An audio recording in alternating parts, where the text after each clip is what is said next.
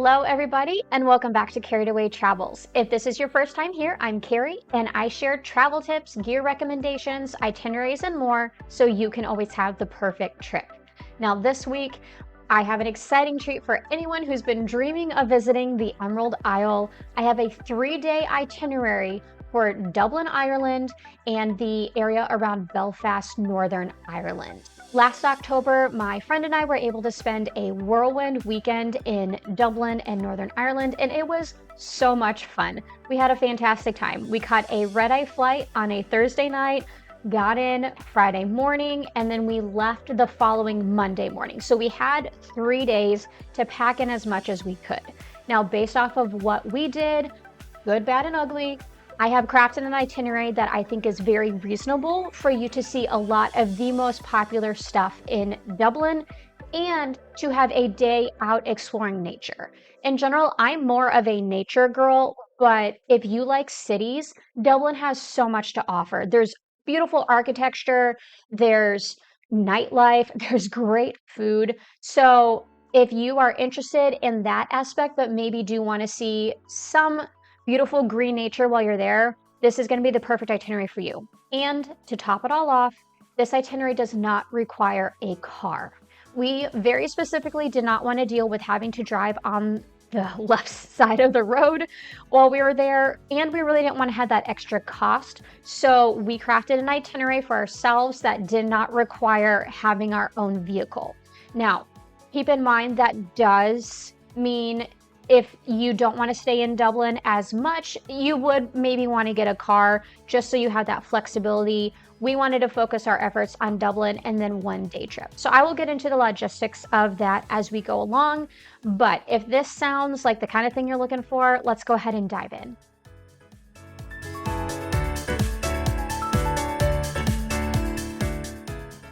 All right, so on your first morning in Dublin, I recommend kicking things off by spending some time in the St. Stephen's Green area.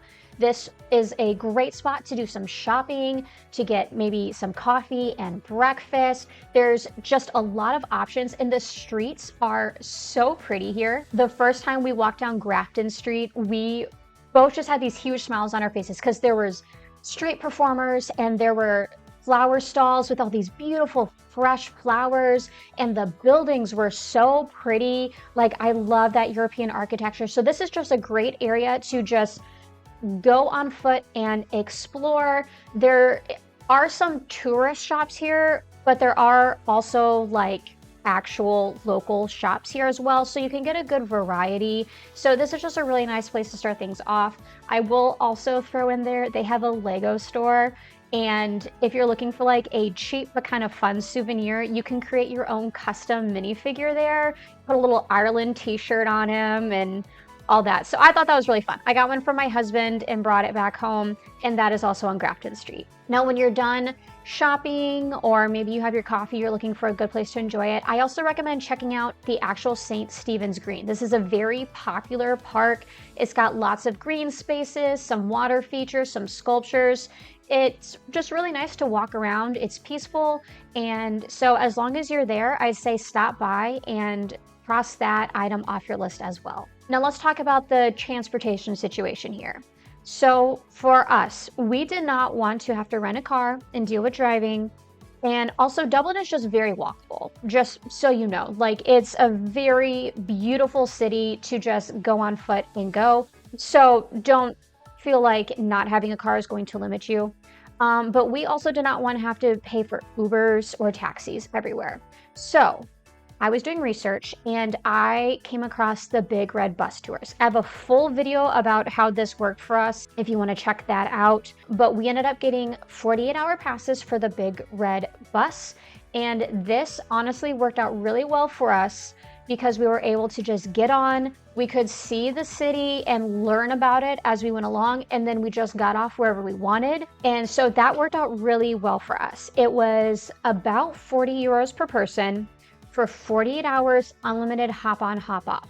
Now keep in mind, it does go in one loop. There are 25 stops, and if you ride the whole thing, it takes about 2.5 hours. But for the way we used it, like it just worked out so well to get us from point A to point B, as long as we planned in advance that we were going to work around the city clockwise, which is how I have this itinerary going for you as well.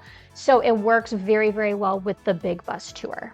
With that said, there is a very convenient Big Red bus stop right by St. Stephen's Green. So once you're done at St. Stephen's Green, you can go to that stop and you can activate your ticket for the first time when you get on the bus. So you get that full 48 hours out of it.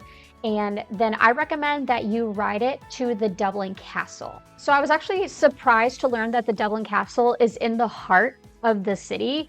I don't know how I missed that detail, but it is just right off of a city street. So you can ride the bus there and hop right off. And it is such a cool mix of medieval castle and Georgian palace. Like there's some really cool old elements and then these really fancy ones. So I recommend you carve out about an hour to go through. Tickets are €8 per person for a self-guided tour. They say you can do it in as little as 30 minutes, but it is so pretty. There's a lot of information to read if you're into that. There's also a rather extensive art collection, and then all the details are just really beautiful. A lot of it reminded me of the Palace of Versailles, just the styles and how luxurious everything was. So that's just a really fun stop. And don't forget to go around the back and visit the gardens as well. Those are really beautiful. And from that angle, you get some really great views of the medieval portion of the castle. So definitely don't miss that. When you finish up at the Dublin Castle, I recommend you just keep going on foot and head right over to the Christchurch Cathedral. This is an absolutely stunning medieval building. Like it is the epitome of medieval architecture. It has flying buttresses. It has a covered footbridge, these beautiful towers. It is just a very impressive building.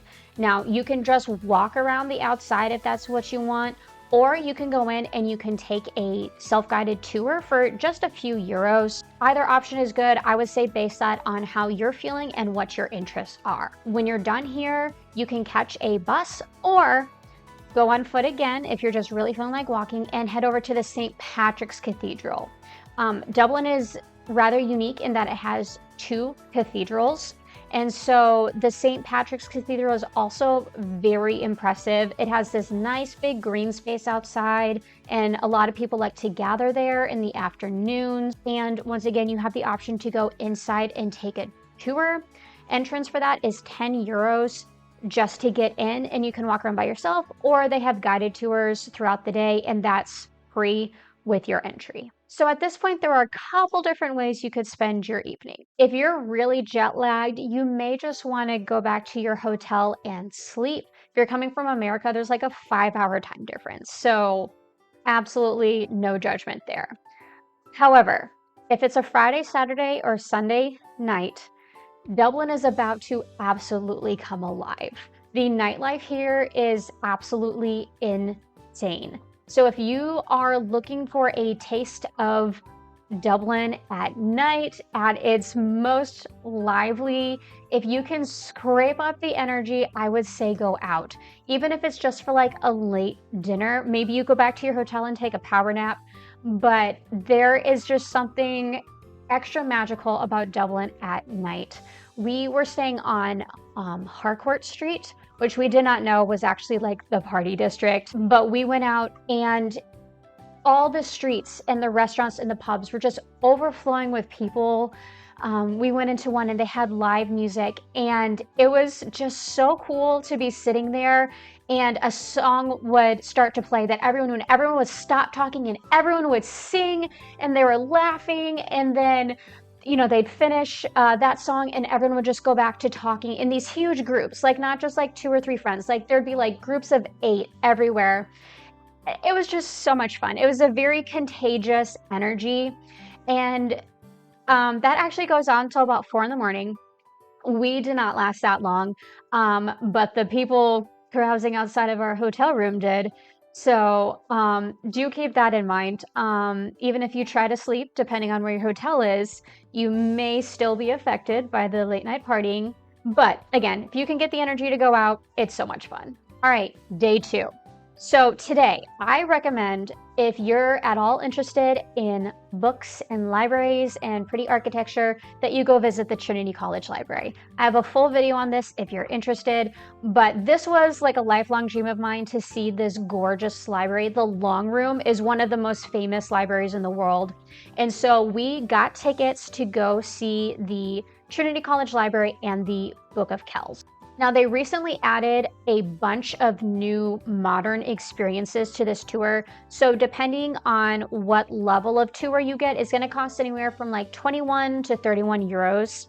But you'll be able to go through the Book of Kells Museum, see the Book of Kells, which is this really cool old manuscript, go through the Long Room, and then they have a bunch of new 360 light display rooms that kind of bring the pages of the books to life. So this will take about 90 minutes. I'd also say walk around the Trinity College campus when you're done. It is a very, very beautiful college campus. Again, just all this gorgeous old architecture. So it's definitely worth taking a lap and just seeing what there is to see there. Next up, I recommend you head over to the Temple Bar District. If you did not know, Temple Bar is not just a bar, it is a whole area. It is definitely the tourist area, but there's just a lot of really fun stuff to see here. Now you can get here in two ways. If you really want to see every stop on the Big Red Bus tour, there's two at Trinity College. You can just hop on there and then ride that around to bus stop 8. There will be a little overlap from yesterday's trip, but if you really wanted to get the whole thing, you can do that. Otherwise, it's a 5-minute walk over to the Temple Bar area. I recommend making a stop by the Molly Malone statue because that's just really iconic, and then just get lost in the cobblestone streets there. This area is so fun. There's a lot of very bright colored buildings. We saw a lot of fancy facades with like the entire fronts covered with flowers. There's lots of string lights across the streets. It's just a very fun vibe even during the day. And there's all sorts of dining, shopping, little experiences. So you can spend as long here as you want, but I recommend that you book an afternoon tour with Vintage Tea Trip. These leave from the Temple Bar area on Essex Street, and this was such a cool experience. I have a video about this as well, but basically you book a ticket and you get a full traditional Irish tea served to you on a vintage bus that takes you around the city for a tour while you eat. It was so much fun. The bus was so cute and the food was amazing. Honestly, when we sat down, I was really hungry because I think we had a 2 o'clock tour, and I was thinking, I don't know if this is gonna be enough, and I couldn't finish all my food. There was so much, it was so good. It came with unlimited drinks. They had Cadbury hot chocolate, which was so good. And then the tour was just very well done. They gave us some of the highlights as we went, but they weren't so overbearing with information that we couldn't enjoy the time together. Like, it was a very nice balance, and the staff was all fantastic. So this is a little pricier. It's like 50 euros per person, but you are getting a full meal, an experience, and a tour. It also comes with a travel mug that you can take home at the end. So I thought that was very well worth it. It took about 90 minutes, and it was just a really great way to break up our day and see more of the city. If that is not your vibe, I totally get it. I would say use that time to go toward the next thing on the itinerary, which is finishing the Big Red Bus loop. Now, this is a hop-on, hop-off tour. So it takes you to some of the most popular spots in the city, and you can get off as you want to explore further. So if you would rather spend your time in a different part of the city rather than on a vintage tea trip, that works out perfectly. So I recommend getting on at stop 8 or 9 and just riding the rest of the loop, getting off wherever you want. It goes through some really beautiful neighborhoods. I did not realize there was going to be such a variety to the architecture, but you can really see the different eras of the city in some of these different neighborhoods, and this tour is just a great way to learn all about them. And so if something catches your eye, you can hop off, you can take explore for a while and then just catch the next bus. Whatever you do, I would say make sure you catch the very last bus, unless you want to pay for a taxi, and take that all the way back to stop 1, because the next thing I have on the list is the night bus tour. Now, if you got that 48-hour pass, it comes with this free night bus tour. And there is a little bit of overlap between the day tour and the night tour, but the night tour primarily focuses on landmarks and buildings that are lit up at night. So this was so fun. There were so many buildings with these beautiful colored lights. We went over these bridges that were just absolutely sparkling at night, and it was such a fun tour just to see the city from that perspective. And so this took about an hour. Again, it was free, and I thought it was just a really great way to see more of this city, but also we didn't have to walk. It was a great way to relax after a full day of exploring. On day 3, your final day, get out of Dublin and explore some of that beautiful nature that the Emerald Isle is known for. Now, a lot of people, when they're spending time in Dublin, will take a day trip to the Cliffs of Moher. I did my research, and what I found online was that is a bad idea. The reason being, most trips will leave from Dublin at the same time, which is very early in the morning, and when you arrive at the Cliffs of Moher, it is pretty much the worst possible time of day to be there because of where the sun is. Sometimes there's fog, and so that tour rarely gets you those epic views of the cliffs that you see online. Apparently, it ends up being very disappointing, and there's not a lot to do there. There's like one short path and a visitor center, and so it is not this grand thing that everyone expects it to be. So what I found was that a great alternative is instead to take a day trip to Northern Ireland, UK, and visit the Giant Causeway instead. So that is what we ended up doing. We booked a Viator tour with Finn McCool Tours, and we spent an entire day jetting around Northern Ireland, seeing all this beautiful nature. We also got to see a lot of the Irish countryside on the way there and back.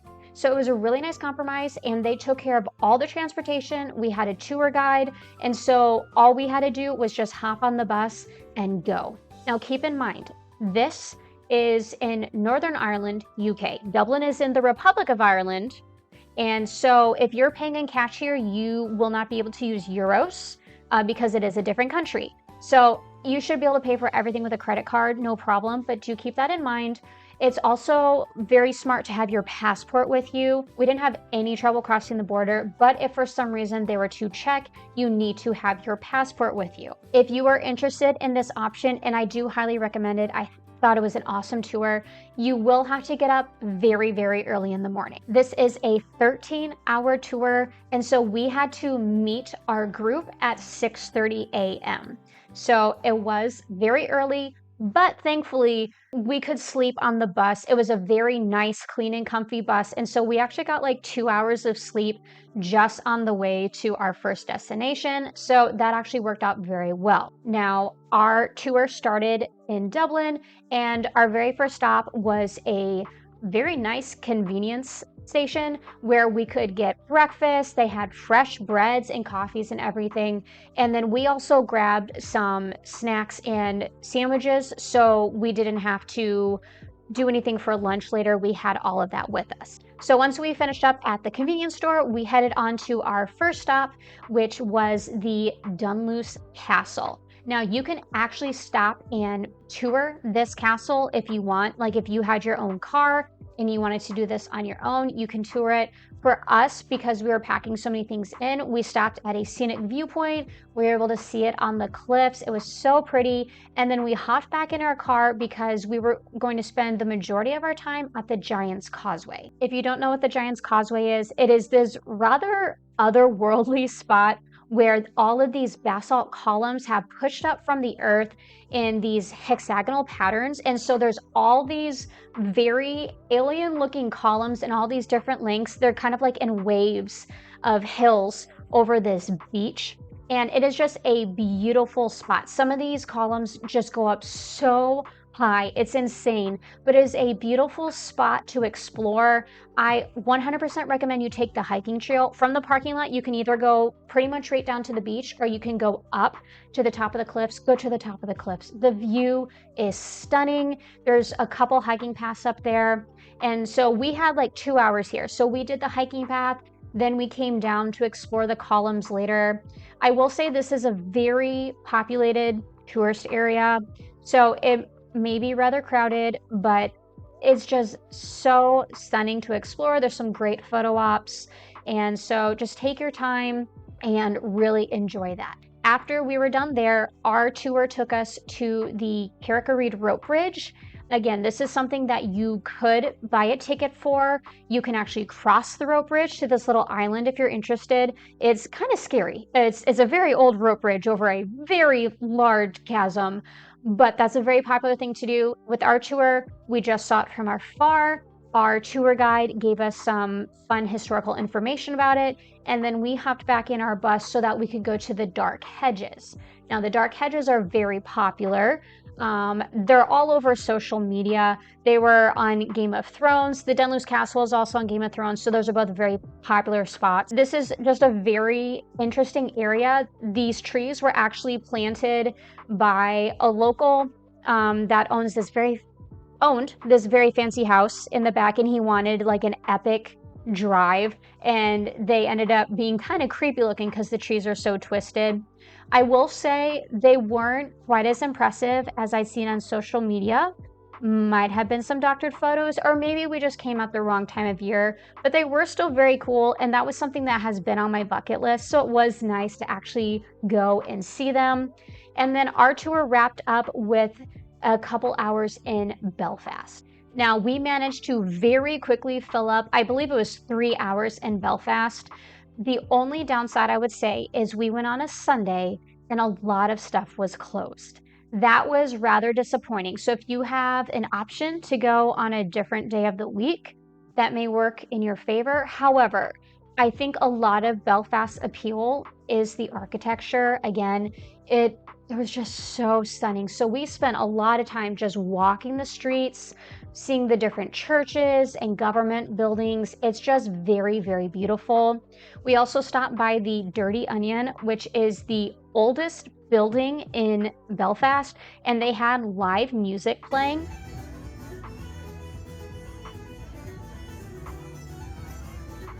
And then we kept exploring on foot. We went by the harbor. We found this really cute street with all these neon signs. We ducked into the Victoria Square shopping center for a little bit because they have a free observation tower. So that was very interesting. You just ride the elevator to the top and you get these really nice views of the whole city. And then at that point we were dragging a little bit. So we stopped by Dilly and Dolly's and we got coffee and cute little desserts. And that about took up all the time we had in Belfast. So we headed back to Dublin from Belfast around 5 p.m. and it took about 2.5 hours. So it was around 7:30 when we got back to Dublin. We decided just to grab some food. We went to the Old Mill restaurant, which I highly recommend. It was probably my favorite meal there. I got their bangers and mash. It was fantastic and it only cost 15 euros. After that, we decided just to walk back to our hotel. That drop-off point in the restaurant, we're about 40 minutes from our hotel, but we really just wanted to enjoy that last evening. Again, Dublin is just so awesome at night. And I will say, in case you're worried, we never felt unsafe. Obviously, we were smart. We didn't go down any dark alleys. We had all our valuables tucked away. But the city, for the most part, is very well lit. There's people everywhere. So we had no problem taking that nice long stroll and just kind of stretching out our final evening and enjoying everything. When we got back, we went out for dessert and one last, little hurrah. And that was a really nice way for us to close up our final evening. And that is how I would recommend spending 2 days in Dublin and a day in Northern Ireland. Obviously, if something doesn't resonate with you, you think that sounds really boring, just switch it out. There are so many other awesome things you can do. There's so many things to explore. I'm not a drinker, so I skipped the Guinness Storehouse, I skipped the distilleries. You may have noticed that was very obviously lacking, but those are everywhere if that's something you want to do. There's museums, art galleries. There's just so many other things you could swap in and do in these different areas without like messing up the general itinerary. Especially with the big bus tour, I think that provides a lot of flexibility for you to do more of what you like and swap out a few things here and there as you see fit. So thank you so much for watching this whole video. I hope it was helpful. I hope you enjoyed it. If you have any questions or comments, drop them below. I'll be happy to get back to you. If you want to read more about any of these or watch more videos, I have YouTube videos on a lot of these activities. I also have full blog posts on my blog, cochranewriting.com, and I also have a full blog post for this. So if you want to have access to this itinerary without rewatching this whole video, check out my blog. You can just save a quick copy of that there and have easy access. Again, thank you so much for watching. Don't forget to like and subscribe, and I hope you'll be back to Carried Away Travel soon.